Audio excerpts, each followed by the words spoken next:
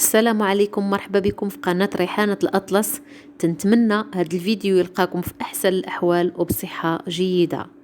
بالنسبة للوصفة تاعت اليوم غادي نشارك معكم شوكولاتة الدهن من نوعية الفاخرة اللي تتجي لذيذة بزاف. أنا متأكدة إلا جربتوها غادي تعتمدوها لأنها جد سهلة في التحضير. ندوزو لطريقة التحضير.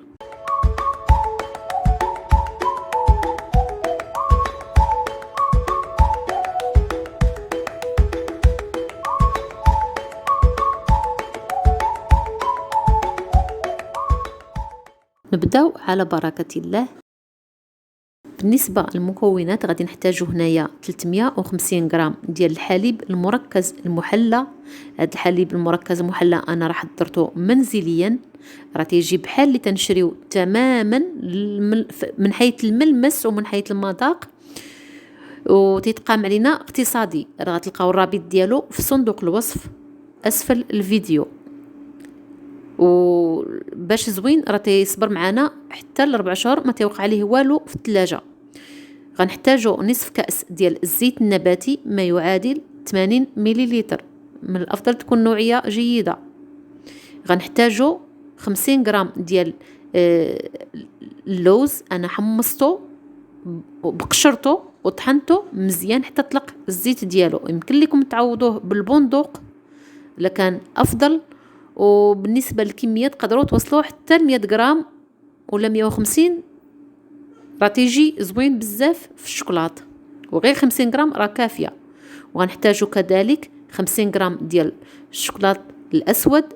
انا استعملت نوعيه جيده، يعني اللي فيها نسبه تاع الكاكاو عاليه، فيها 73%، تعطينا واحد المذاق زوين ويمكن لكم الاستغناء عليه. راه بالنسبه للوز والشوكولات يمكن لكم تستغنوا عليه. وعندي هنايا الكاكاو 14 غرام، كل شاصي فيه 7 غرام. تقدروا ديروا حتى ل3 شاصيات، يعني ل 21 غرام، راه تيعطينا مذاق زوين تاع الشوكولات تماما. وعندي هنايا النكهه ديال النوازيت، الا توفرتوا عليها، الا ما توفرتوش عليها ماشي مشكل.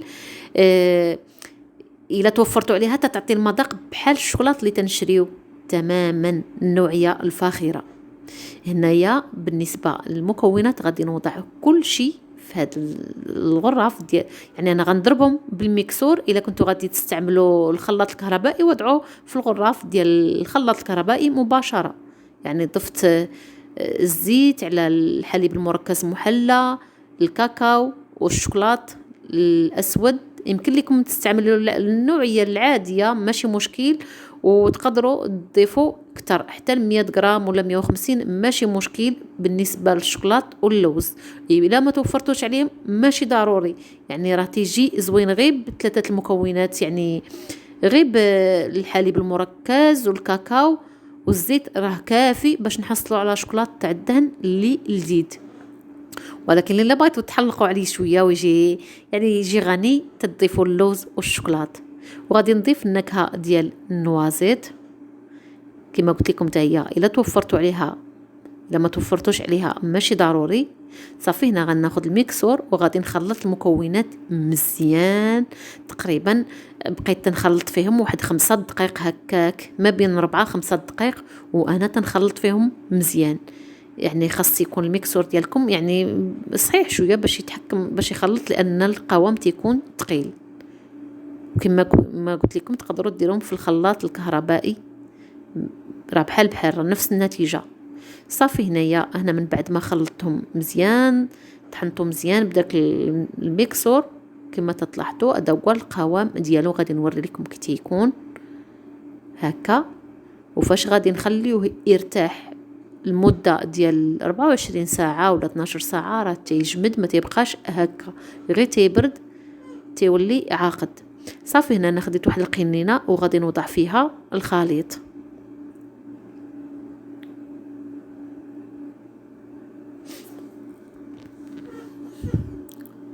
صافي هاد الخليط انا من بعد ما يعني وضعته في القنينه غادي نسد عليه وغادي نوضعه في الثلاجه، ماشي في المجمد، غير في الثلاجه.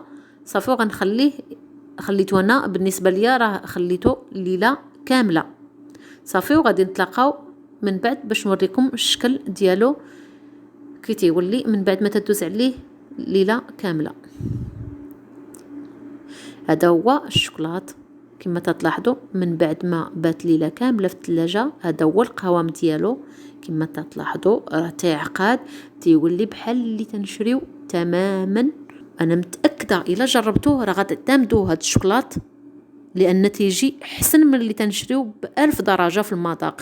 راه هاد القرعه الا جربتوه راه ما غاديش تصبر معاكم واحد اليومين، راه دغيا غادي تساليو فين ما درتو دوره غادي تدوزو تاخذوا منه.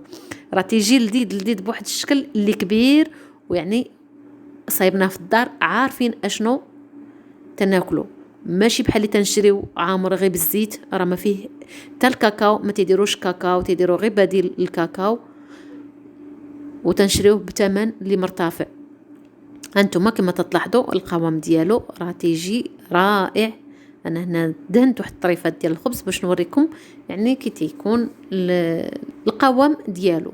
حتى لهنا غادي نكونوا وصلنا لنهايه الفيديو. الى عجبتكم الوصفه ديروا جيم، اللي مازال ما مشتركش في القناه يشترك ويفعل الجرس باش يوصلوا كل جديد. بسلام عليكم، نتلاقاو في فيديو اخر ان شاء الله.